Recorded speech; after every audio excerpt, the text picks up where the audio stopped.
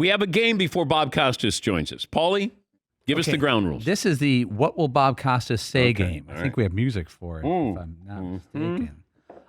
The question is, are you in favor of seeing an automated, digitized, whatever strike zone in lieu of the current umpires? Okay. I'm going to go first. All right. Bob will say something like, while it's obviously inevitable, I'm old school and against it because I love the nuance of the game. I'm not as verbose as Bob. Okay.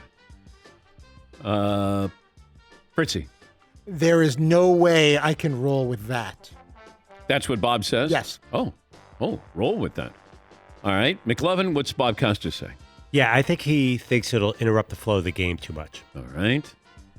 But how do you think Bob, states that? He said there's a rich tapestry of balls and strikes, and this will unwind that fabric or thread. Okay, thank you. Seaton? I think he's actually going to take a much more progressive approach. And I can't say that the word exactly what he'll use, but the word inevitable absolutely is being used. Inevitable. I think he's in favor of it, though. Kicking and screaming might also be used. MLB on TBS, National League Championship Series host, joined by Pedro Martinez, Jimmy Rollins, Curtis Granderson. On site, pre- and post-game, TBS's exclusive coverage of the National League Championship Series.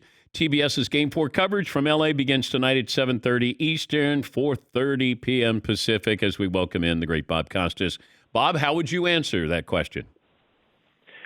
I thought that each of your compatriots had an excellent point, and I do believe, given the trend that we're now observing, that it is inevitable that there will be some sort of electronic balls and strikes within our lifetime, if I live another X number of years. But yet, as was pointed out, there is a rich tapestry to the game, Dan, and I appreciate all of those nuances, the little subtleties of a catcher framing a pitch to make a borderline ball appear to be a strike, a pitcher working the zone, figuring out what that particular plate umpire has as his strike zone that day. Can I go an inch further off either corner? And so, yes, while it is inevitable, it will be a blow to the game and to its connection to generational history. That's my answer, Dan, because that's what your guys want my answer to be. But I wonder, though, Bob, we have the technology, but we want the umpires to get every other call right. But when it comes to the strike zone, we're sort of okay with it being loosely interpreted. Why? Like yesterday, for example, it looked like Walker Buehler had Jock Peterson with strike three. The replay clearly showed the ball had the corner. It was an 0-2 pitch, would have been strike three. The at-bat continued. He got a base hit. It was part of a scoring inning for the Braves. You're right. We want everything down to the micromillimeter in every other call where replay is allowed. It's not allowed, by the way, on check swings, and we saw how that happened the last pitch of the game in Game 5 in the division series between the Giants and the Dodgers. I guess the resistance with balls and strikes is whether or not they really believe that an electronic strike zone is infallible. And there are some arguments about the depth of the strike zone and whether we can exactly get a guy's stance. What if the guy's stance changes? He goes into more of a crouch, whatever the case may be, the break of the pitch.